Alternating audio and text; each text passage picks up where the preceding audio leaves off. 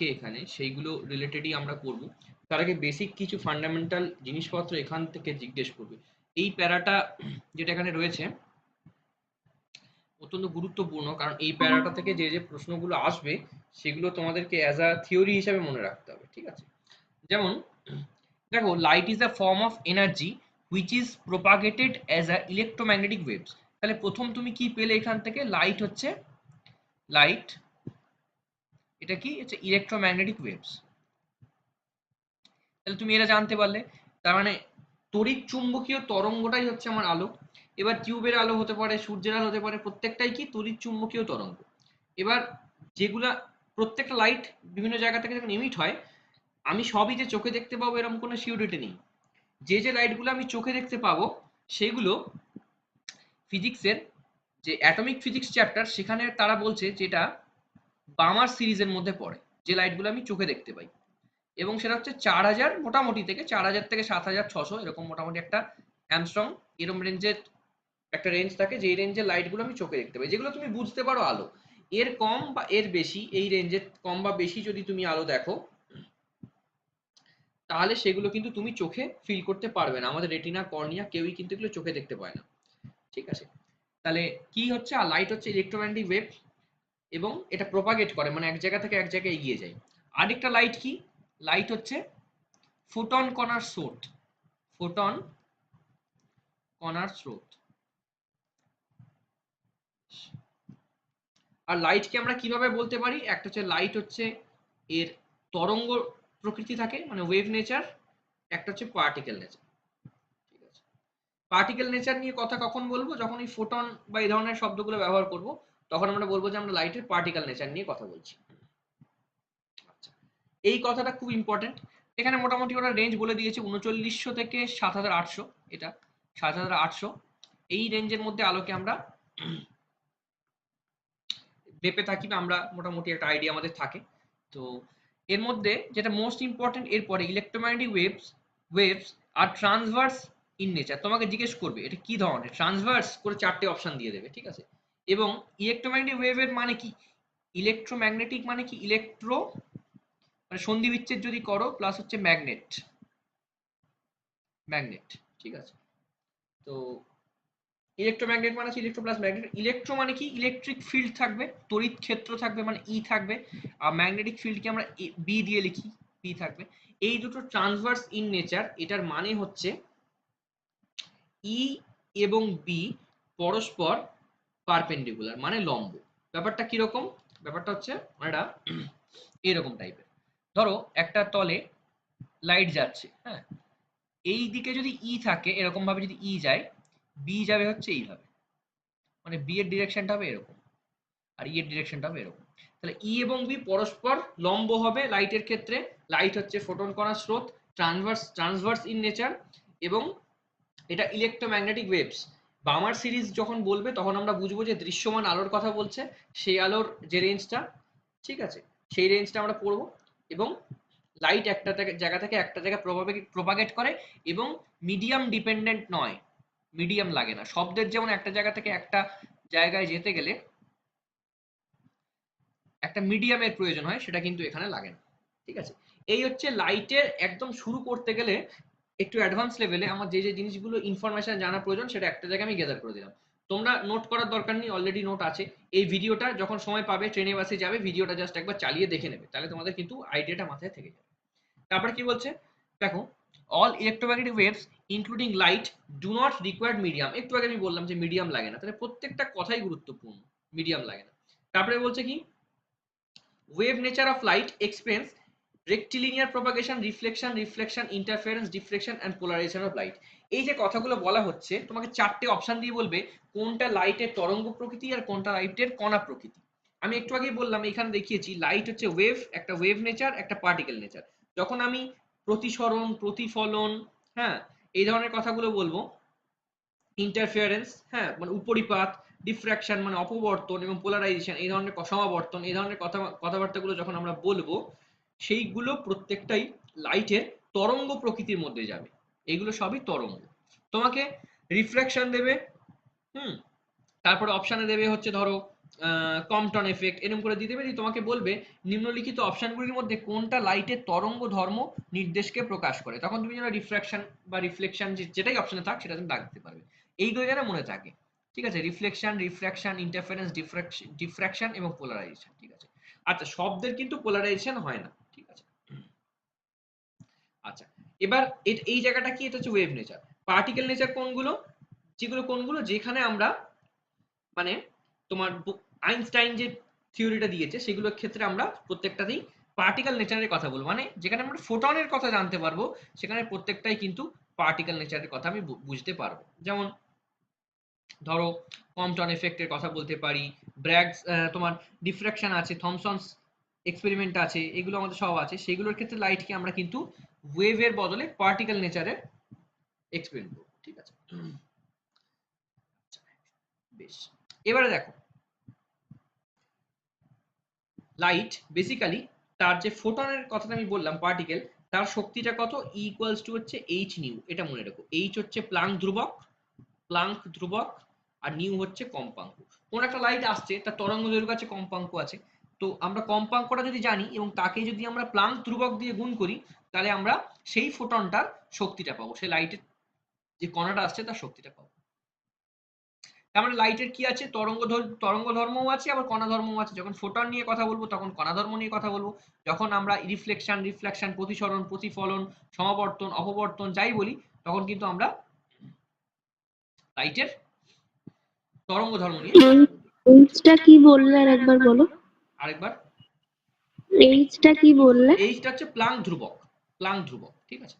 Planks constant, এইচটা আমি লিখে দিচ্ছি। এইচটা হচ্ছে প্লাঙ্কস কনস্ট্যান্ট,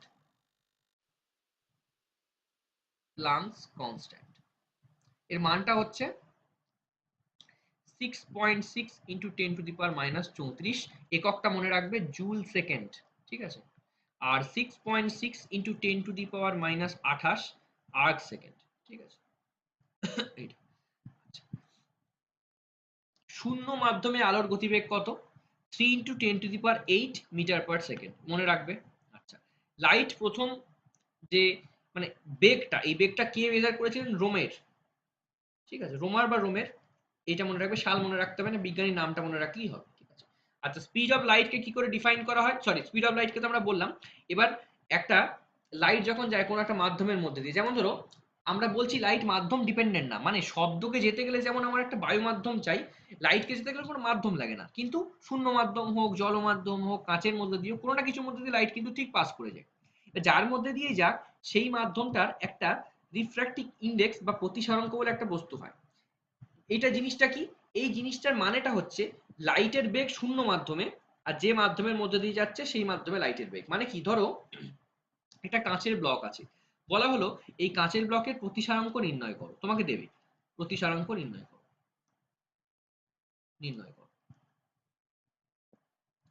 বলে দেবে যে কাঁচের মধ্যে লাইটের গতিবেগ হচ্ছে 3 ইন্টু 10 টু দি পাওয়ার ধরো 7 মিটার পার সেকেন্ড।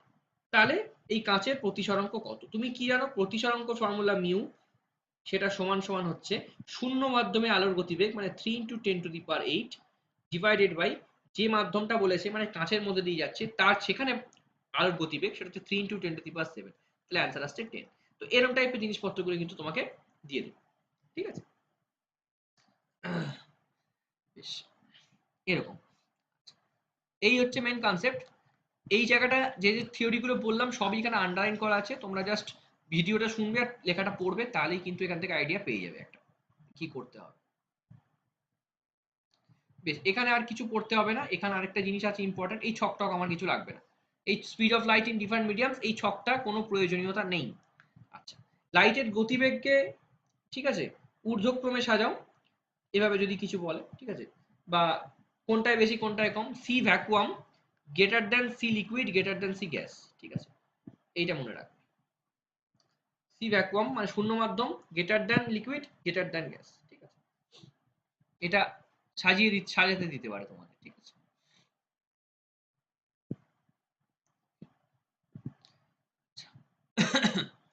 আচ্ছা, একটু আগে আমরা পার্টিকেল নেচার এবং ওয়েভ নেচারের কথা বলছিলাম। আগেরটা বললো রিফ্লেকশনের মাধ্যম কোথায় বেশি সেইটা, তাই তো? হ্যাঁ,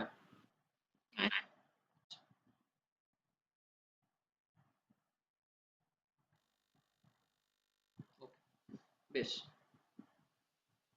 এরপরে আমরা আসছি যে লাইটের যে পার্টিকেল নেচারের কথা আমরা বলছিলাম সেটা নিয়ে একটু কথা বলবো। দেখো, পার্টিকেল নেচার মানে কি? কণা ধর্ম। লাইট যেখানে কণার মতো ট্রিট হবে, মানে ছোট ছোট ছোট ছোট মার্বেল ভাবো, তাহলে প্রত্যেকটা একটা এক একটা লাইট। আবার তুমি একটা তরঙ্গ ভাবো, মানে জিনিসটা দেখতে কেমন? জিনিসটা দেখতে হচ্ছে অনেকটা এরকম টাইপের। যেমন ধরো, আমি যদি এইভাবে আঁকতাম, এটা কিন্তু লাইটের তরঙ্গ, আর আমি যদি এইভাবে আঁকতাম, এটা লাইটের কণা। ঠিক আছে, এবার কোনটা কখন ব্যবহার হবে, আমার যেরকম থিওরি সে অনুযায়ী আমাকে জিনিসগুলোকে ব্যবহার করতে হবে। ঠিক আছে, যখন আমি ফোটনের কথা বলবো, ফোটন, তখন আমি এইটাই চলে আসবো। যখন আমি রিফ্লেকশন বলবো, তখন আমি কিন্তু এইটাই চলে আসবো। ঠিক আছে, এই হচ্ছে মেন থিওরি। এবার লাইটের যে পার্টিকেল নেচার, এই কনসেপ্টটা কিভাবে এসছে? এটা এসছে প্লাঙ্কস কোয়ান্টাম থিওরি থেকে। এই কনসেপ্টটা এসছে প্লাঙ্কের কোয়ান্টাম থিওরি। একটু আগে প্লাঙ্ক ধ্রুবকের কথা বলছিলাম, ইকুয়াল টু এইচ নিউ দেখালাম। স্টারই কোয়ান্টাম থিওরির যে শুরুয়াতটা উনি করেছেন, স্টার্টটা, সেটাই হচ্ছে planks quantum theory. Quantum theory অনেক বড় বিষয়, কিন্তু যে শুরুটা, ঠিক আছে, সেগুলোর মধ্যে সেমি ক্লাসিক্যাল থিওরি থাকে, অনেক ব্যাপার আছে, সেগুলো আমি ঢুকছি না। তো তার মধ্যে যে শুরুটা, সেটা প্লাঙ্কের হাত দিয়ে মেনলি হচ্ছে, প্লাঙ্ক কোয়ান্টাম থিওরি। হ্যাঁ, তো কিন্তু এই থিওরি কোন জিনিসটাকে ব্যাখ্যা করতে পারেনি সেটা জিজ্ঞেস করবে। Planks theory fail to explain কোনটা? সেটা হচ্ছে পোলারাইজেশন অফ লাইট, এটা পারেনি। আচ্ছা, এই যে বেসিক যে আমাদের যে তরঙ্গর যে কনসেপ্ট গুলো, সেগুলো কিন্তু একটাও প্লাঙ্কের থিওরি দিয়ে হয়নি আমাদের। সেগুলো কিন্তু সবটাই আমাদের যে কণা ধর্ম, সেটা দিয়ে কিন্তু প্লাঙ্কের থিওরিটা ব্যাখ্যা হচ্ছে, কিন্তু রিফ্লেকশন এগুলো এখানে লেখা আছে, সেটা কিন্তু ব্যাখ্যা হয়নি এগুলোতে। তাহলে আমাদের এখান থেকে কি কি মনে রাখতে হবে? যে এই প্লাঙ্কের যে নেচার অফ লাইট এবং কণা ধর্ম, পার্টিকেল নেচার অফ লাইট, এইটা কে দিচ্ছেন? প্লাঙ্ক দিচ্ছেন, এবং তার কোয়ান্টাম থিওরি থেকে এটা এসছে। ঠিক আছে, এবং উনি ওনার থিওরি দিয়ে যে তরঙ্গের যে কনসেপ্ট, সেই কনসেপ্টটা নয় ব্যাখ্যা করা যায়নি, বরঞ্চ লাইটের পার্টিকেল নেচারটা ব্যাখ্যা করা গেছে। তাহলে একবার আমরা দেখলাম তরঙ্গ ব্যাখ্যা করা যাচ্ছে, একবার দেখছেন পার্টিকেল ব্যাখ্যা করা যাচ্ছে। যখন আমরা পার্টিকেল ব্যাখ্যা করতে যাব লাইটে, তখন চলে আসবো প্লাঙ্কে। আর বাকি সমস্ত জায়গাতে আমরা চলে যাব লাইটের তরঙ্গ ধর্ম। সেখানে আমাদের বিভিন্ন বিজ্ঞানীদের নাম আছে, যেমন ফ্রেনেল আছে, ফ্রনহফার আছে, এরকম সব নাম আছে। তো তাদের থিওরি দিয়ে কিন্তু এগুলো ব্যাখ্যা হয়েছে। তো এইটা হচ্ছে তরঙ্গের কনসেপ্ট এবং পার্টিকেলের কনসেপ্ট। বেসিক জায়গাগুলো তোমাদের আমি বলেই দিয়েছি, কোন কোন জিনিসগুলো এখান থেকে পড়তে হবে। এরপরে আমরা কিছু বেসিক থিওরি এখান থেকে, এই জায়গাটা থেকে খুব একটা প্রশ্ন তোমায় করবে না পরীক্ষক, যা যেখান থেকে থিওরিটিক্যাল কোয়েশ্চেন আসবে আমি বলেছি। এবারে কিছু বেসিক থিওরি আছে, সেগুলো একটু ছোট ছোট করে বলে দিচ্ছি। ঠিক আছে, সেটা হচ্ছে লুমিনাস আর নন লুমিনাস বডিজ কোনগুলো? যেগুলো মানে মানে দেখার জন্য আলাদা করে কোনো লাইটের প্রয়োজন পড়ছে না, যেমন সান, স্টার্স, ইলেকট্রিক বাল্ব, এগুলো লুমিনাস। ঠিক আছে, আর নন লুমিনাস কি? মুন। মুনের বিষয়টা কি? যদি সূর্য না থাকে, চাঁদের কিন্তু আলো থাকবে না। চাঁদ বা অন্যান্য গ্রহ, এই যে বৃহস্পতি বলো, স্যাটার্ন বলো, মার্স বলো, এদের যে আলোটা আসছে, কার থেকে আসছে? সান থেকে আসছে, তাই তো? এই যে কোনো একটা বস্তুকে দেখার জন্য যদি আরেকটা বস্তুর আলোর প্রয়োজন হয়, সেগুলোকে আমরা বলবো নন লুমিনাস। এখানে দেখো লেখা আছে লুমিনাস আর নন লুমিনাসটা। এবং যার নিজের আলো আছে, যেমন সূর্যের নিজের আলো আছে, ঠিক আছে, বিভিন্ন তারা, তাদের নিজের আলো থাকে, কিছু কিছু তারা নিজের আলো আছে। মেনলি সানটা, সান হচ্ছে লুমিনাস, আর আর্থ এই মুন হচ্ছে নন লুমিনাস। এই হচ্ছে লুমিনাস। এখান থেকে তোমাকে জিজ্ঞেস করবে না প্রশ্ন, ঠিক আছে, এটা জাস্ট ছোট একদম 5-6 এর জিনিস জিজ্ঞেস করবে না।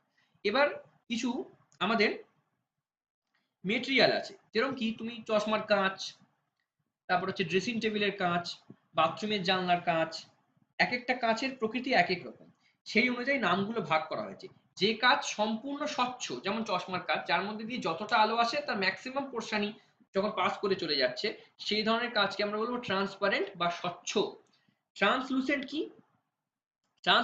ট্রান্সলুসেন্ট হচ্ছে এমন একটা পার্টিকেল দিয়ে তৈরি হবে, সেই জিনিস এমন একটা মেটেরিয়াল দিয়ে তৈরি হবে যেখানে আলোর কিছু অংশ, ঠিক আছে, কিছু অংশ আটকাবে, বাকিটা পাস করবে, সেটা হচ্ছে ট্রান্সলুসেন্ট। যেমন অয়েলড পেপার, ঠিক আছে, এইগুলো হচ্ছে ট্রান্সলুসেন্টের উদাহরণ। ওপেক মানে কি? সম্পূর্ণ অস্বচ্ছ, যেমন ঘষা কাঁচ, যেখান দিয়ে আলো খুব একটা পাস করে না, ঠিক আছে, যেমন জানলার কাঁচ, বাথরুমের জানলার কাঁচ, ঘষা কাঁচ, এগুলো যেগুলো থাকে, সেগুলো হচ্ছে ওপেক, অস্বচ্ছ। ঠিক আছে, তো এইগুলো হচ্ছে মেন থিওরি, এখান থেকেও তোমাকে কিছু জিজ্ঞেস করবে না। এরপরে আমরা আসছি শ্যাডো। শ্যাডো আমরা, শ্যাডো জিনিসটা কি? শ্যাডো হচ্ছে একটা ডার্ক রিজিয়ন থাকবে কোন একটা স্ক্রিনের মধ্যে, হ্যাঁ, যেখানটায় তোমার লাইটের আমরা একটা ছায়া দেখতে পাবো, ওপেক হবে অংশটা, কিন্তু কিছুটা পোর্শন হলেও লাইট থেকে যায় তার মধ্যে, সেটা হচ্ছে শ্যাডো। আর আমরা জিনিসটা কি, যেখানে কোনো রকম লাইট পাস করতে পারে না, সেটাকে বলে আমরা। শ্যাডোতে অল্প হলেও লাইট থাকে, ঠিক আছে, লাইট অল্প হলেও পাস করে, যেমন একটা একটা টিউবলাইট জ্বলছে, তুমি হাত দাও তোমার হাতের একটা ছায়া পড়ছে, যেখানে ছায়া পড়ছে সেখানে অল্প পোর্শন হলেও আলো আছে, কিন্তু একদম ডার্ক অন্ধকার কিচ্ছু দেখতে পাচ্ছ না, লাইট এক ফোঁটা প্রবেশ করছে না, সেটাকে আমরা বলবো যে আমরা। এই যে আমরা, ইউএমবিআর, ঠিক আছে, এইটা বেশ। এইটা হচ্ছে মেন থিঙ্কিং। এরপরে আমাদের যেটা আসছে সেটা হচ্ছে মেন যে তরঙ্গ ধর্ম, তার কিছু থিওরি, সেটা হচ্ছে রিফ্লেকশন অফ লাইট, এটা আমরা পড়বো। রিফ্লেকশন মানে কি, প্রতিফলন। আচ্ছা, কি হবে, লাইট একটা জায়গায় থেকে আসবে, হ্যাঁ, একটা জায়গায় পড়বে, আবার যে মাধ্যমে এসেছিল সেই মাধ্যম থেকে কিন্তু ফেরত চলে যাবে, এটাকে আমরা বলি রিফ্লেকশন অফ লাইট। কি বলছে, light moving in one medium when falls at the surface of another medium, some part of light returns back to the same medium. This phenomenon is known as reflection of light. এই হচ্ছে thinking, মানে একটা ধরো মহাশূন্য থেকে আলো আসছে, তুমি একটা আয়না রেখেছো বা তুমি একটা কোন একটা রিফ্লেক্টর রেখেছো, মহাশূন্য থেকে আলো আসবে, এসে ফেরত চলে যাবে। এই যে থিওরিটা, এটাকে আমরা বলি হচ্ছে রিফ্লেকশন। তো এটা হচ্ছে আমাদের রিফ্লেকশনের কনসেপ্ট। তো রিফ্লেকশন, এইটা হচ্ছে বেসিক মানে তোমার ধারণা, সেটার সাথে সাথে তোমাদের আরো কিছু ধারণা জানতে হবে, সেগুলো আমি অল্প অল্প করে বলছি। যেমন একটা রিফ্লেকশন হতে গেলে কিছু কন্ডিশনের প্রয়োজন পড়ে, কন্ডিশন না, কিছু থিওরি আমাদের জানতে হয়। সেই থিওরিটা কি আমি একটু বলি। সেটা হচ্ছে, ধরো একটা আমার একটা এরকম রিফ্লেক্টর আছে, প্রতিফলক, এবার আলো এসে আমার পড়বে, তাই তো, তাহলে আলো এসে যদি পড়ে, আমি মনে করছি আলো সমান্তরাল রশ্মি গুচ্ছ এসে এইভাবে পড়বে, ঠিক আছে, এবং যদি সমান্তরাল ভাবে পড়ে, তার থিওরি হচ্ছে সে সমান্তরাল ভাবেই কিন্তু যে মাধ্যম থেকে এসেছিল সেই মাধ্যমেই ফেরত যাবে।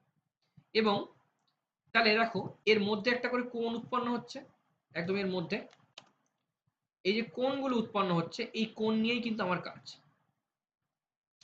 এবং এই কোণের একটা সমদ্বিখণ্ডক থাকবে, সমদ্বিখণ্ডক যে কোণটাকে ভাগ করছে, ঠিক আছে, কোণটাকে ভাগ করছে, এই সমদ্বিখণ্ডকের নাম হচ্ছে অভিলম্ব। কি বলে, অভিলম্ব। আচ্ছা, এবং লাইটের এই ছবিটার মানে ততক্ষণই থাকবে যখন আমি এখানে অ্যারোগুলো দিয়ে দেবো।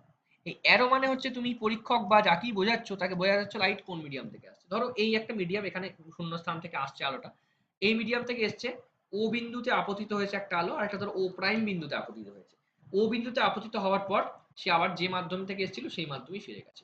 এই রশ্মিগুলো যেগুলো এদিক থেকে আসছে, এইগুলোকে আমরা বলবো আপতিত, ইনকামিং আপতিত, এটাকে বলছে আউটগোয়িং মানে প্রতিফলিত, প্রতিফলিত। আর এই যে সোজা মানে লম্ব সমদ্বিখণ্ডকটা যেটা এই কোণটাকে ভাগ করছে, এটাকে আমরা বলবো হচ্ছে অভিলম্ব, ঠিক আছে। এই অভিলম্ব কোণটাকে কি করছে, সমান দুটো ভাগে ভাগ করছে, মানে এই কোণেরও যা মান এই কোণেরও তাই মান, তাই তো, মোটামুটি তাই। তাহলে যে অভিলম্বটা আপতিত রশ্মির সঙ্গে যে কোণ করছে সেটাকে আমরা বলছি আই, আর প্রতিফলিত রশ্মির সঙ্গে যে কোণ করছে সেটাকে আমরা বলছি হচ্ছে আর। তাহলে আপতন কোণ কি, আই, হচ্ছে আপতন কোণ। আর এটাকে ইংরেজিতে বলে ইনসিডেন্ট অ্যাঙ্গেল। আর আর কে কি বলে, রিফ্লেক্টেড অ্যাঙ্গেল, মানে প্রতিফলন, মানে প্রতিফলন, এটা হচ্ছে কোণ। এবার রিফ্লেকশন হতে গেলে তার কিছু শর্ত আমাদের কিন্তু মেনটেন করতে হবে। কি শর্ত মেনটেন করতে হবে সেগুলো আমরা পরপর জানি। যেটাকে আমরা বলি হচ্ছে শর্ত বা সূত্র, সেটাকে বলি হচ্ছে লস অফ রিফ্লেকশন, রিফ্লেকশনের সূত্র। কি সূত্র আছে সেটা আমরা একটু দেখে নিই। দেখো কি বলছে, ইনসিডেন্ট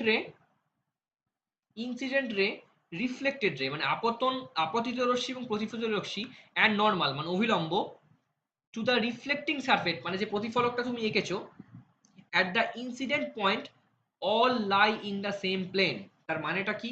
মানে দেখো, এই যে আপতিত রশ্মি, প্রতিফলিত রশ্মি, এগুলো প্রত্যেকটাই একটা সমান প্লেনের ওপরে আছে, একটা তলের ওপরে আছে। এটা হচ্ছে প্রথম সূত্র। আপতিত রশ্মি, প্রতিফলিত রশ্মি এবং এবং অভিলম্ব এর একই তলে থাকবে। আচ্ছা, the angle of reflection is equal to the angle of incidence, মানে আপতন কোণ ও প্রতিফলন কোণের মান সমান, মানে i i equal to r always. তা কেন হচ্ছে? জ্যামিতি দেখো, এই রশ্মিটাকে যদি আমি এ বলি, এই রশ্মিটাকে যদি আমি এ প্রাইম বলি, আর এটাকে যদি বলি বি প্রাইম, বি, আর এটাকে যদি বলি বি প্রাইম, তাহলে অ্যাঙ্গেল অ্যাঙ্গেল দেখো এ ও বি, এটা একটা অ্যাঙ্গেল পেলাম। এই অ্যাঙ্গেল এ ও বি কে আমরা কি লিখতে পারি? অ্যাঙ্গেল ভেঙে ভেঙে এটাকে আমি, অভিলম্বটাকে আমি নাম দিচ্ছি হচ্ছে ও আর ও প্রাইম দিয়েছি, তাহলে অ্যাঙ্গেল, আর এটাকে নাম দাও হচ্ছে পি, এটাকে নাম দাও কিউ। তাহলে angle A O P plus angle P O B, এটা লিখতে পারি। তাহলে এওপি মানে কি? কোণ আই প্লাস কোণ আর, এভাবে ভেঙে লিখতে পারি আমরা। এবার যেহেতু এটা লম্ব সমদ্বিখণ্ডক, তার মানে কি অ্যাঙ্গেল আই এরও যা মান হবে অ্যাঙ্গেল আর এরও তাই মান হবে। তো এ ও বিটাকে লম্ব সমদ্বিখণ্ডকে ভাগ করছি, মানে আই ইকুয়ালস টু আর না? এই যে অ্যাঙ্গেল আই ইকুয়ালস টু আর হলো, এইটা হচ্ছে প্রতিফলনের দ্বিতীয় সূত্র। তুমি এই রশ্মিটাকে নিয়েও, এ প্রাইমটাকে নিয়েও করে দেখতে পারো, একই জিনিস আছে। আচ্ছা, এই হচ্ছে প্রতিফলনের বেসিক কনসেপ্ট। ঠিক আছে, এবার বলো তোমরা বুঝতে পারলে কিনা।